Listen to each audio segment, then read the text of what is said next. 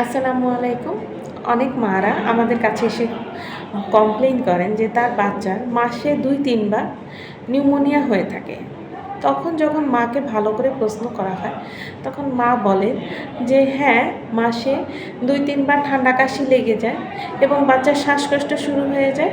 কিন্তু তারপর যখন নেবুলাইজেশন বা গ্যাস দেওয়া হয় তখন শ্বাসকষ্টটা চলে যায়। তাহলে এটি আসলেই কি নিউমোনিয়া? না।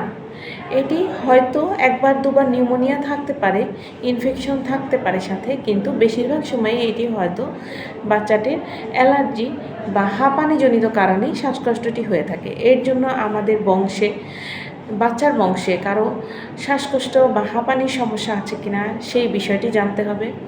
বাচ্চার শরীরে অ্যালার্জির মাত্রা নির্ণয় করতে হবে, বাচ্চার বুকের এক্স-রে করতে হবে, ফুসফুসের ফাংশন নির্ণয় করার জন্য স্পাইরোমেট্রি পরীক্ষাটি করতে হবে এবং সব পরীক্ষার মাধ্যমে হাঁপানি যদি নির্ণয় হয় তাহলে বাচ্চাকে নির্দিষ্ট কিছু ওষুধপত্র প্রেসক্রাইব করতে হবে, যে ওষুধগুলো বাচ্চা শ্বাসকষ্ট হলে খাবে এবং খেলে বা ইনহেলার দিতে হবে।